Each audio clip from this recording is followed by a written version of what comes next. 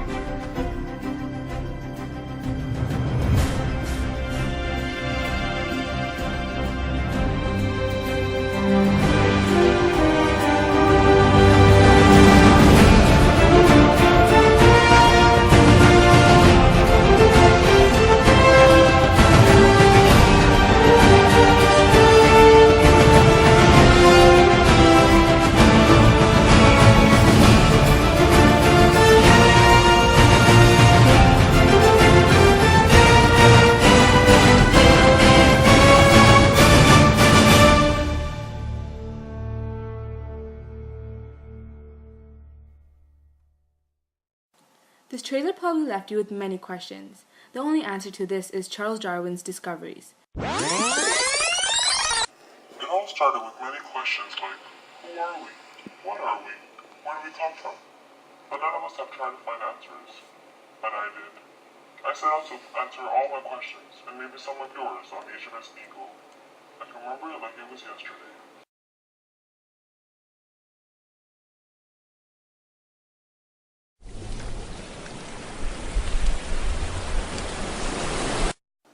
It all started in Plymouth.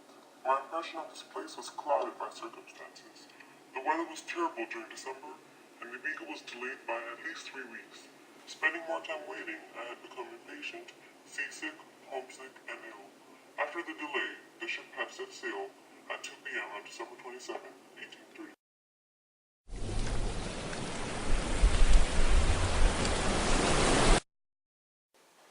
Canary Island was the first destination that I had been traveling to after I had left England.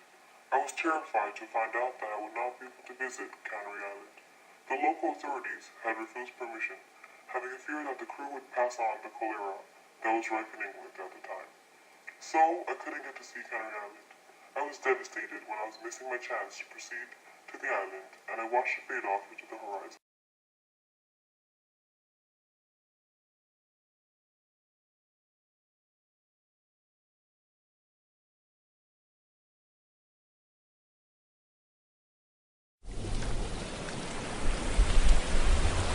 Then, on July 5th, we landed in Montevideo. There, I had the opportunity to carry out numerous expeditions into the countryside, which was covered with animals, like the blind rodents, huge capybaras, foul-smelling deer, mockingbirds, comical flycatchers, devilish toads, repugnant carrion eaters, snake lizards, fast-running ostriches, stupid partridges, pumas, llamas, and more. From December 1832 to January 1833, I had been in Tierra del Fuego. I had climbed a desolate mountain at Tierra del Fuego. It was called Mount Tarn. I had nothing to see but rocks and snow. I found no evidence of evolution here. As I left to travel on the HMS Beagle around the world on a journey, I kept in mind to return the 3 surviving Fujians to their own country. Fitzroy hoped they would be their missionaries to their own people. I then had my very first encounter with the Fujians. I kept my tactics in mind.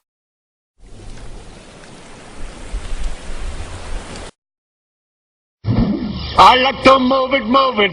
I like to move it, move it. You like to move it. Yeah, that's right. Move your way into our TNT studios to get your very own Perry the Platypus, Torty the Tortoise, the Flying Finches, and Ratatouille the Rat.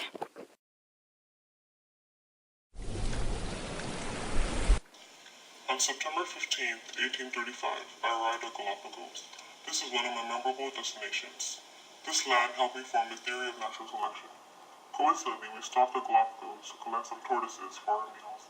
More than the tortoises, I was amazed by the finches.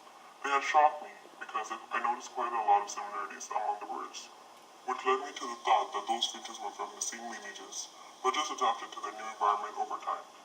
I also noticed that their beaks had adapted to the types of their meals, like the finches with large beaks ate nuts, whereas the finches with small beaks ate little insects. This helped me with many of my questions. After Galapagos, I had arrived in Sydney on January 12, 1836. Here I saw wide, clean streets, large houses, well-stocked shops, and tarmac roads. In Sydney, money was the main motivation. Despite all this, I had observed the magnificent parrots, white cockatoos, and strange platypus. I was stunned by the difference in flora and fauna between the Pacific and Atlantic sides of the mountain range. It had appeared that this impassable natural barrier led to the development of different species on either sides of the range. Then, we arrived at Coco Islands, which were surrounded by the Indian Ocean. The Coco Islands were filled with soapberries and castor oil plants, which came from Java and Sumatra. Moreover, the ocean had many astounding life forms. I observed many beautiful green fish that only ate coral. The Coco Islands were just simply astounding.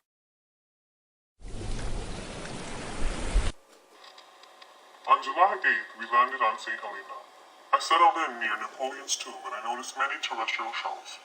A couple of days later, we went to a desolate volcanic island named Ascension.